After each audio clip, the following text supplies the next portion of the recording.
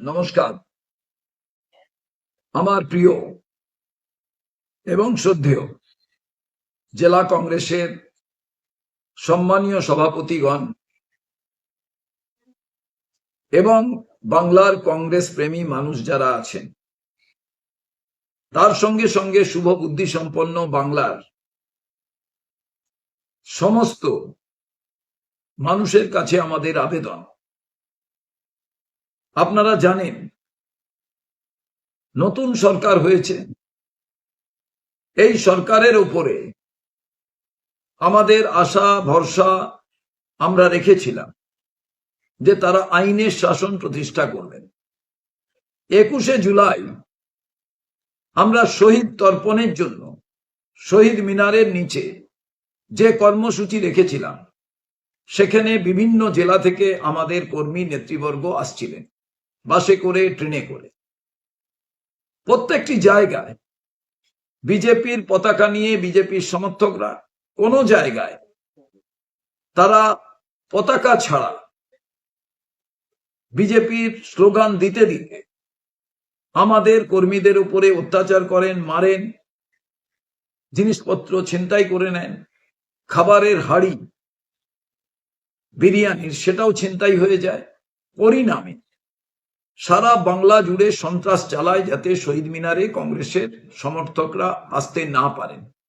প্রত্যেকটি জেলায়, বাঁকুড়া থেকে বর্ধমান, মেদিনীপুর থেকে হাওড়া, দক্ষিণ 24 পরগনা থেকে নদিয়া, উত্তর 24 পরগনা, প্রত্যেকটি রাস্তায় তারা তাণ্ডব চালায়। বহু মানুষ আহত হন, মাথা ফেটে যায়,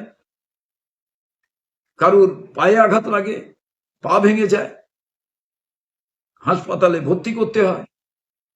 এই রকম যখন সারা বাংলায় ঘটনা, তখন আমরা পুলিশ আধিকারিকদেরকে জানাই, কিন্তু কোনো প্রতিকার হয়নি। 20 তারিখ রাত্রে থেকে এই ঘটনা শুরু হয়েছে। তারপরে আপনারা জানেন তারা আসছিলেন শহীদ মিনারে স্মৃতি তর্পণে, অন্য কোনো রাজনৈতিক কর্মসূচি ছিল না। এই অত্যাচার কেন? কংগ্রেসকে ভয় পাচ্ছেন, রাহুল গান্ধীকে ভয় পাচ্ছেন। এরপরে আপনারা জানেন ছাত্রছাত্রীদের ওপরে অকথ্য অত্যাচার দিল্লির রাজপথে, তার প্রতিবাদ রাহুল গান্ধী করেছেন।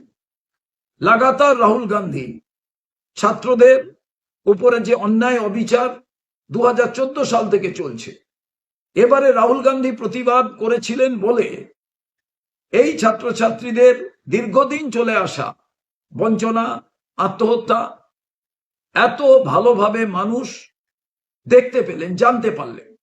সারা ভারতবর্ষের ছাত্র সমাজ রাস্তায় এসে দাঁড়ালেন, বিভিন্ন বিরোধী দল একত্রিতভাবে প্রতিবাদ করলেন। রাহুল গান্ধী সোচ্চার হয়েছিলেন বলে ধর্মেন্দ্র প্রধান পদত্যাগ করেছেন।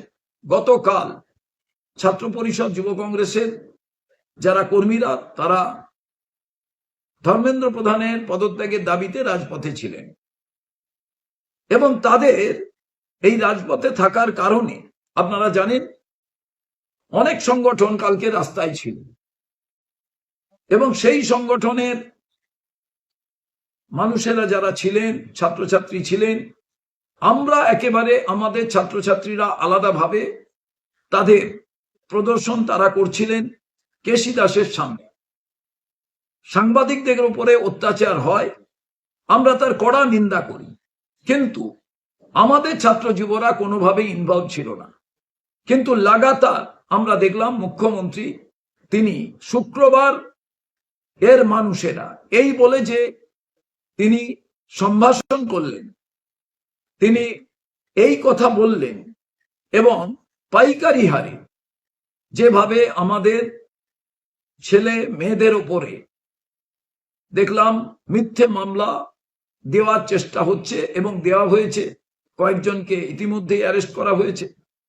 এই সামগ্রিক ঘটনা এবং শহীদ মিনারে এই যে আসার জন্য অন্যায়, অবিচার, মারধর করা হয়েছে, তার প্রতিবাদে আমরা প্রথমে থানা ঘেরাওয়ের ডাক এর কথা ভেবেছিলাম, কিন্তু সামগ্রিক পরিস্থিতি, আইন শৃঙ্খলার অবনতি দেখে আমরা 5ই আগস্ট লালবাজার অভিযানের ডাক দিয়েছি।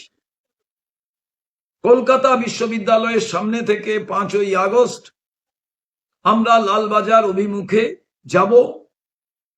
পশ্চিমবঙ্গের পুলিশ আধিকারিক, পুলিশের ঊর্ধ্বতন কর্তৃপক্ষের কাছে, পুলিশ কমিশনারের কাছে আমরা জানতে চাইব আপনারা আইনের শাসনের বদলে এটা কি শাসন প্রতিষ্ঠা করতে চাইছেন। আমরা তো ল্যান্ড অফ দ্য ল মানি, তারপরেও কেন এই ঘটনা ঘটছে। তাই সামগ্রিকভাবে কংগ্রেসের সমর্থিত, কংগ্রেসকে ভালোবাসেন যারা, কংগ্রেসকে যারা মনে করেন অন্যায়ের বিরুদ্ধে কংগ্রেস লড়াই করছে, সমস্ত শ্রেণীর মানুষকে এবং কংগ্রেসের সমর্থকদের নেতৃবর্গকে জেলা থেকে ব্লক সবাইকে আহ্বান করছি 5ই আগস্ট আপনারা সবাই মিলে ঠিক বিকেল 1টার আগে, 12টা থেকে 1টার মধ্যে আপনারা সবাই চলে আসবেন। সময়টা আরো ভালোভাবে আপনাদের আমরা জানাবো, আপনারা ইতিমধ্যে প্রস্তুতি নিন।